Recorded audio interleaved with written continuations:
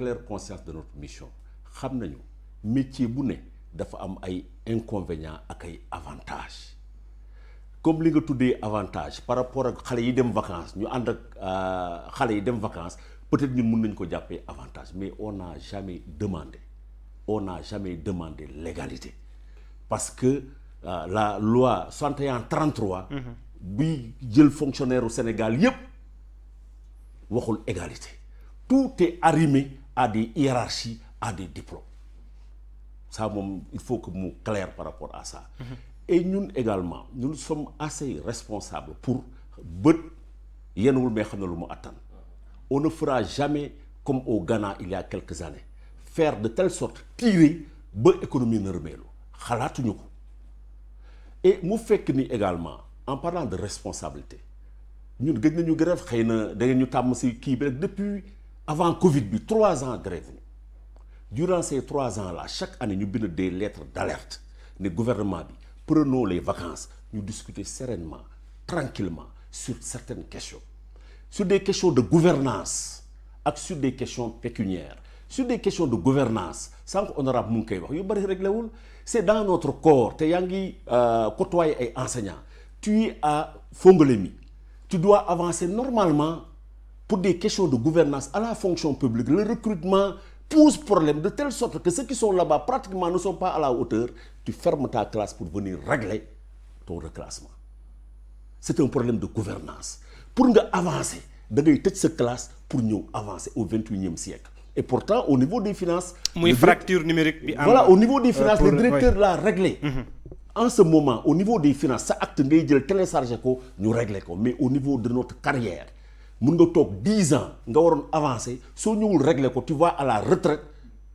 ñu régler la sa pension si grade bi nga warul woon nekk mais c'est un problème de gouvernance on demande qu'on règle ça benn ñaar nous demandons également même su dee fësul 6000 abris provisoires la ñu am tu vas dans le Bunkiling 30% des écoles à l'heure actuelle on est à 6000 abris provisoires sont en abri provisoire équipe yi sax amu fa classes yi c'est des classes pléthoriques gis nga fii à Dakar souvent vous dites que woy gars yi nga dem privé mais les gens n'ont pas le choix Kër Massar ak Naflaay gi ma dëkk sur des populations de 3000 personnes benn école moo fay nekk on a bradé toutes les terres les populations n'ont pas le choix privé la ñu di yóbbu en réalité c'est ça il y a 1 million d'enfants qui ne peuvent pas aller à l'école parce qu'il n'y a pas de classe ñun enseignants yi c'est vrai nous sommes. mais est-ce que combat yooyu aussi yéen a ngi koy porter nous sommes déglul nous sommes 96 000. mais également pour ñun également des na recruter plus de 15 000 enseignants ba tey suñu bëggee am ay enseignements yoo xam dans toute la banlieue ak Bargny bi ma dëkk. nga bañ am 85 élèves. nga am élève bu normal 50 wala 40 il faut qu'on aille vers ce recrutement. wax na aussi maintenant programme yi. oui programme yi tey ñun. on l'a dit et redit lan la ñuy gérer curricula yi fu mu jógee canadiens yi ñoo ko financé curricula yi ne puisent pas dans notre tréfonds dans le génie propre de notre pays ne sont pas réajustés yéen ba tey yaa ngi di jàng Japon du Meiji qu'est-ce que le Japon du Meiji peut nous apporter absolument rien on l'a dit et redit. espace nord-américain. on l'a dit et redit.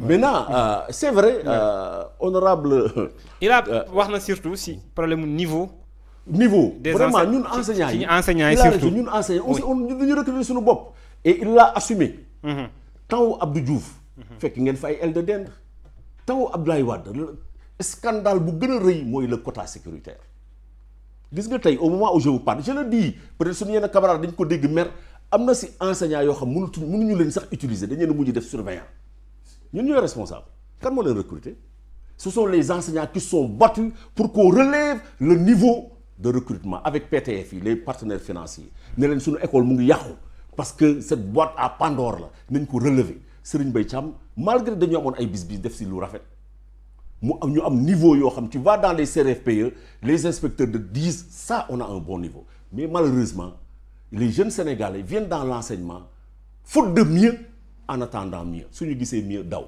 donc parce que tout simplement. par amour du métier moom moo parce que tout simplement. ils peuvent pas vivre de ce métier. Au moment où je vous parle il y a plus de 3500 jeunes qui sont éparpillés dans le Sénégal recrutés dans le CREM ils n'ont pas leur salaire Mais c'est des questions de gouvernance, ils n'ont pas leur salaire. Un salaire de moins de 160 000. Ils ont 158 000. Je le dis honnêtement, ils n'ont pas de salaire au moment où je vous parle, depuis 2 mois. Oui, on n'a pas fait de ainsi de suite, ainsi de suite. Est-ce que dans un pays sérieux, on peut le faire? Maintenant, nous, ce que nous demandons, nous avons demandé le système de rémunération. Gouvernement, on va faire une étude pour tout le monde, pour que nous soyons équitable. Mais on ne peut ni niveler par le bas, ni niveler par le haut. Mais nous, le gouvernement doit discuter de manière sectorielle. Et c'est bien, si nous avons des collègues qui sont dans le secteur, c'est bien, greffiers, c'est bien. Mais puisque nous avons mais est-ce que vous avez niveler vers le haut du monde national? Parce que vous avez comparé avec les magistrats. Non, on ne compare pas. Nous ne comparons pas. Vous savez ce que je solo. Moi, métier, il faut des servitudes et des avantages. Métier, il faut des servitudes et des avantages. Nous sommes conscients de cela. Métier, il faut des indemnités liées à la fonction, même si par ailleurs, magistrats et nos collègues qui sont PS, chief, bac plus 6 là. Il n'y a pas autre chose, bac plus 6 là. Et c'est tellement une aberration que Rennes, concours ENAM, 35 000 enseignants se sont positionnés. Et des inspecteurs de la hiérarchie A dem di def concours pour nek hiérarchie B. Comme contrôleur au trésor. C'est 30 000 qui se positionnent. Ça veut dire quoi? Xam nga un pays suñu démé ba ñi wara jangalé di daw jangalé c'est la catastrophe. Pays buy dox les élites ñoo wara jangalé. Pays buy dox les meilleurs ñoo wara jangalé. Les meilleurs nak ils demandent tout simplement par rapport à leur carrière ñu tok tranquillement sen carrière fluide comme temps Senghor Abdou Diouf. Numérique yaa ngi fi carrière mënul fluide. Li ñu bëgg classe yi au lieu mu nekk ay 100 élèves nekk ay 50 élèves. Li ñu bëgg curricula yi ñu tabaxandoo ko intégrer ñun suñu gëm-gëm suñuy coutume suñuy religion si biir. Mais monsieur Fati problème bi mooy suñu gëm également le plus souvent saa yu leen déggee yemale oui mais de manière ku si nekk indemnité bi nga warloo ak diplôme bi monsieur Fati suñu cadre sous cadre, dans le cadre des enseignants, on a 14 corps. 14. Oui. Sur le plan on ne peut pas demander qu'on nous donne comme les magistrats. Monsieur Fati, sur le plan communicationnel, quand même, ça veut dire que nous peut-être que c'est intéressant, nous avons système éducatif au Sénégal. Je suis d'accord avec vous sur le plan d'une communication, mais on a pêché. On a pêché communication. Ça, communication, on est obligé de se réajuster. On a pêché par rapport à la communication. Nous, et j'étais à Sali, G7, ce curricula intégré cette notion de sexualité enrobée du genre. Mais on a été perspicace, nous avons concepté tout ce que nous avons.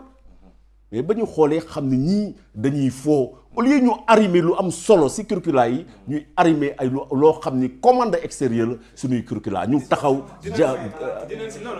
allez-y une question après on avance juste après on expliquer lépp gis nañ ne kon changement bi ñu wara soxla ci mag ak yeen ak état bi peut-être c'est plus structurel que niñ koy défé par point est-ce que jotul kon ngeen changer tamit stratégie vu que ba tay ci débat ngeen am respecté nga kay ñu négocier changer stratégie mais peut-être dañ koy séq ak ñoo xamni dañuy percevoir ak so leen waxé dara ñu gérer ko mais xam nga suñu jot lañuy amul durant les vacances ñun à plusieurs reprises on fait des lettres ne leen nañu tok waxtaan on les a interpellés chaque année da ngeen di interpeller du Covid bi ñu interpellé ba ñu woyé Covid bi ñu ñëpp dem nañu plus de 40 enseignants sont décédés ci Covid. D'accord. Nous avons tok waxtaan mais dañuy xaar politique pourrissement ba fi ne këtt ne jonn ñu soog a ñëw toog waxtaan trouver ay solutions yoo xam population yi def pression sur ñun parce que également